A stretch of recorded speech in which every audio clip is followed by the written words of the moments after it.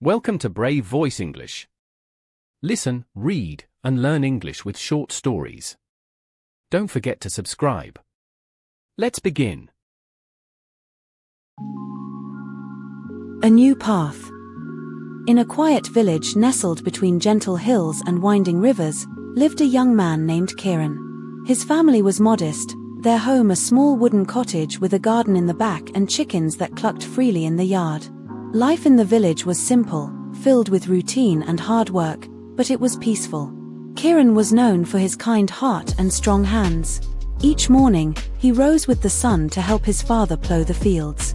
He hauled water from the well and helped mend fences when the goats got too curious. In the evenings, he sat by the fire, listening to his grandfather's stories, tales of brave warriors, wise kings, and travelers who followed stars into the unknown. But even in the stillness of the village, Kieran's heart stirred with restlessness. He loved his family deeply, but something inside him longed for more. He would climb the hill just beyond the fields and stare at the horizon, wondering what lay beyond the forests, beyond the rivers, beyond even the mountains.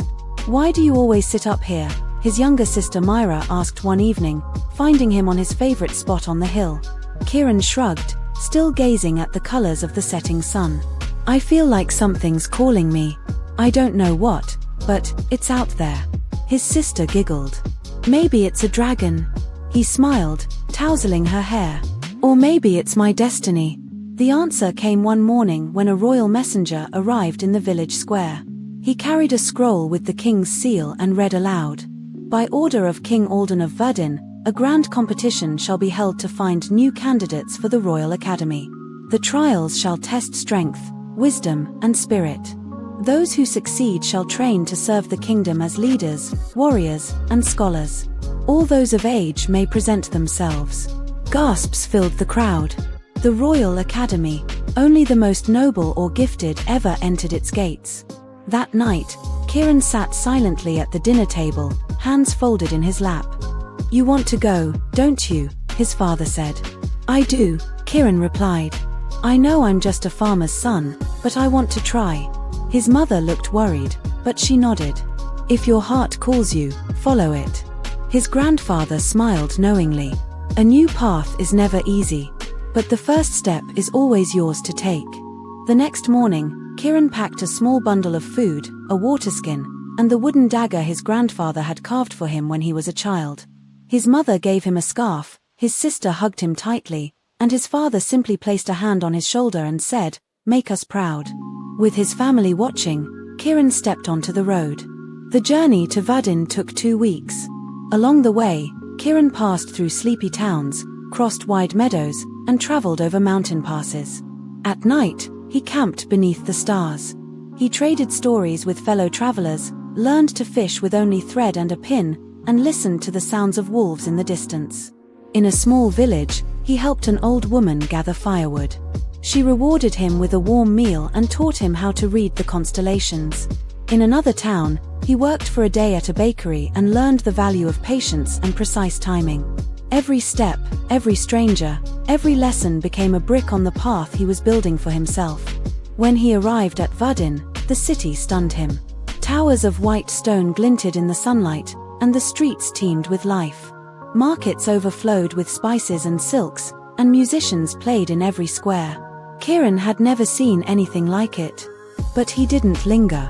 He made his way to the royal grounds, where dozens, no, hundreds of young men and women had gathered. Some wore fine armor, others had attendants. Kieran felt underdressed in his patched tunic and dusty boots. But he stood tall. The trials would last 3 days. Competitors were led to a river where large stones lay on the shore. The challenge was simple: carry a heavy stone across the river and up the bank on the other side. Some charged in, muscles bulging, but slipped on the slick rocks. Others yelled and pushed ahead, only to be swept off their feet. Kieran watched, then chose his moment. He studied the current, stepping carefully, stone held tight. He moved slowly, balancing, finding solid footing. The cold water bit his legs, but he pushed on. He was not the fastest, but he was one of the few who made it without falling. In a great hall, each competitor faced a series of puzzles. Riddles, patterns, memory games. Kieran was nervous. He had no formal education, but he remembered the stories his grandfather told, stories full of clues, tricks, and clever heroes. One riddle asked, "The more you take, the more you leave behind. What am I?" Kieran closed his eyes, thinking of his journey, the footsteps behind him. "Footsteps," he said. The judge nodded. He didn't solve all of them, but he solved enough. The most mysterious of all. At dusk, the competitors were blindfolded and led deep into the whispering woods. They were left alone and told, "Find your way out before sunrise." The forest was ancient. The trees whispered. The paths changed. Kieran moved slowly, listening, marking trees with small cuts to avoid circling. Hours passed. Then he heard crying. He found a girl sitting on a fallen tree. Her ankle was twisted. "I can't go on," she said. Kieran knelt. "You don't have to. We'll go together. But we'll lose time. Maybe. But if I leave you, I lose more." He helped her stand, and she leaned on him. They moved slowly but steadily, talking, laughing, and encouraging each other. Just before sunrise, the edge of the forest appeared. They stepped into the light together. At the final gathering, the king stood before the remaining competitors. His crown shone, but his eyes were kind. He named the 5 who would join the Royal Academy. Kieran was one of them. "You did not win by might or mind alone," the king said. "You won because you showed something rarer, heart." Kieran's days were filled with training. Swordsmanship in the mornings, strategy after breakfast, history and philosophy in the afternoons, and problem-solving at night. There were weeks when he collapsed into bed, sore and exhausted. Some students mocked him for being a farmer's son. Others ignored him. But Lyra, the girl from the forest, became his closest friend. She was clever and fierce, and they trained together, often outpacing the others through teamwork. One day, a noble mocked Kieran during sparring. "Do you even know which end of the sword to hold?" Kieran didn't answer. Instead, he calmly disarmed him in 3 swift moves. The crowd went silent. From that day on, respect followed him. Over the years, he and Lyra rose through the ranks.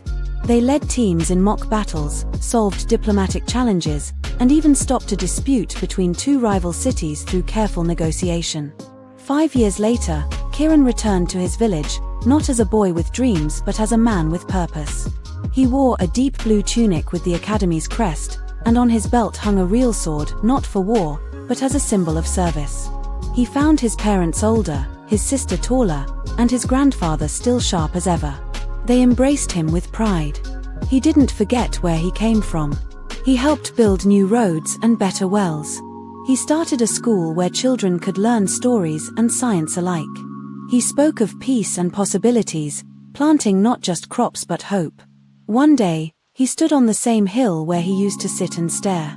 A boy from the village came and asked, "What's out there?" Kieran smiled. "A new path. One only you can walk."